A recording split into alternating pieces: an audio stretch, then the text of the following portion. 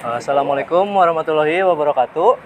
Kami dari kelompok 10 mata kuliah Manajemen Sumber Daya Manusia 2. Di sini kami melakukan observasi kepada suatu UMKM yang ada di Tasikmalaya yang bernama Ruby Grafika.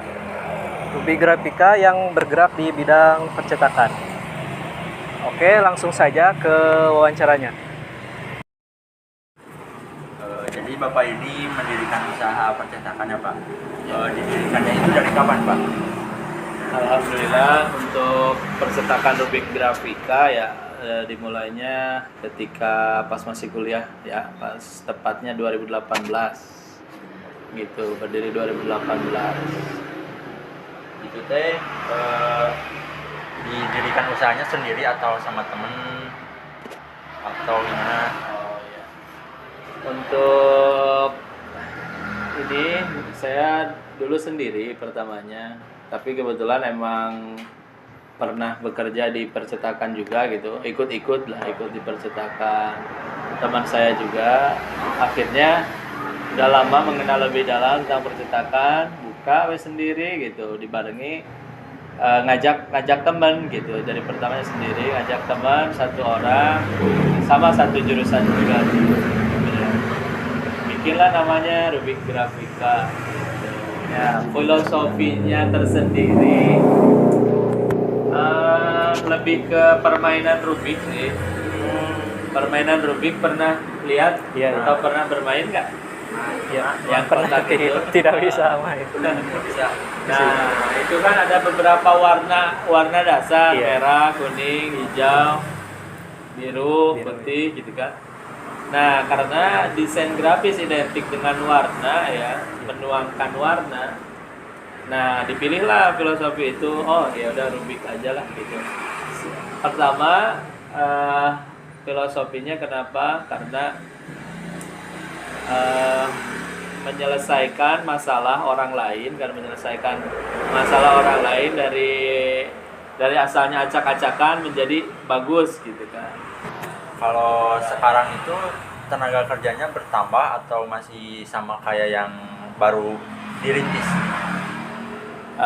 Untuk dirintis kan masih sama rekanan ya gitu, jadi bisa dibilang tenaga kerja bisa gitu. Kalau sekarang alhamdulillah udah ada gitu, satu orang dua orang yang tetap, ada yang istilahnya borongan. Kalau misalkan ada pesanan misalkan dilempar sama ibu-ibu sama itu gitu, diborong tuh gitu, sama tukang jahitnya.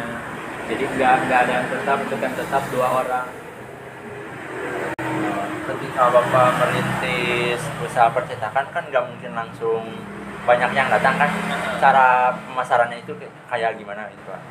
Untuk pemasaran sih lebih ke organik ya, maksudnya jadi yang pertama lewat media yang kita punya, WhatsApp dulu ya. Lewat WhatsApp, kontak-kontak temen yang di FB, yang di WhatsApp itu dikasih tahu, diedukasi bahwasanya kita itu percetakan nih. Kalau mau bikin banner, bikin stiker boleh, ayo kita di Japrian satu-satu lewat itu. Kemudian lewat postingan status WA, lewat status FB gitu kan. Untuk promosi pemasarannya gitu, untuk awal-awal. Baik, kalau dalam berusaha kan suka ada masalah atau problem kan. Ketika pas masa Covid itu kan pasti sepi. Itu masalahnya gimana aja Pak itu? Ya yang dirasa gitu, yang dirasa sama Rubik Grafika sendiri dulu ketika awal 2018 kan, sebelum Covid nih ya,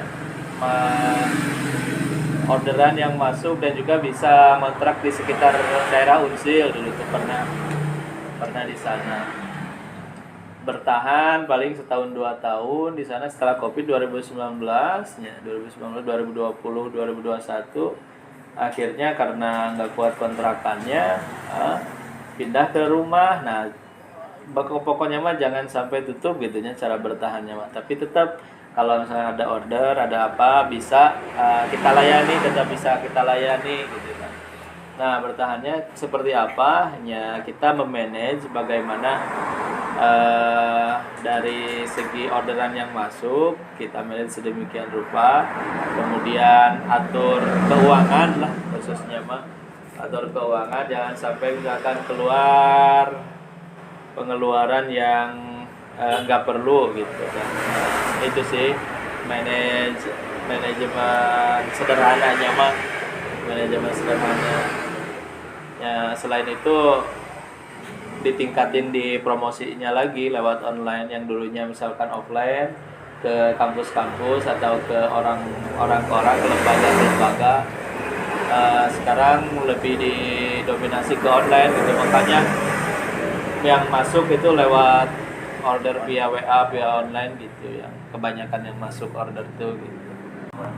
Kira-kira kalau dalam sehari itu berapa pesanan yang biasa Bapak terima? Dalam sehari rata-rata tergantung sih, untuk rata-rata mah sekitar 5 sampai 10 klien. Jadi kan satu klien bisa bermacam-macam bikinnya gitu kan. Ada yang mau bikin jasa desain logo, banner, apa baju, apa gimana. Ada sekitar 5 sampai 10 produk yang dibikin. Karena lebih ke jasa gitu, makanya enggak ke produksinya kerjasama lagi sama rekanan yang lain. Kalau dari percetakan ini hasil usahanya tuh kemana gitu Pak? Kalau di pasarkannya apa targetnya? Target pasarnya Ya, kemana? ya.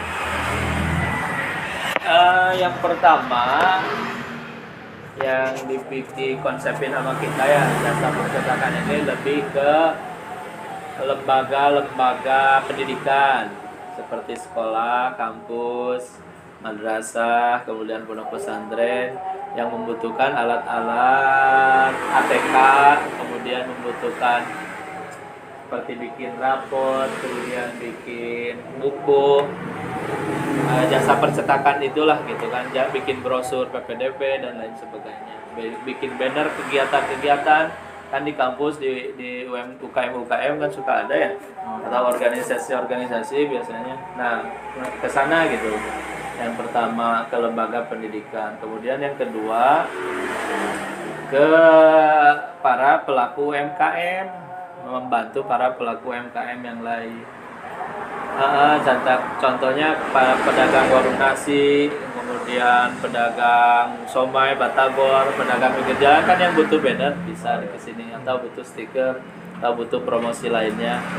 Jadi media promosi buat usaha-usaha orang lain gitu. Yang terakhir buat para konsumen langsung gitu kan, yang membutuhkan jasa desain seperti bikin tugas apa.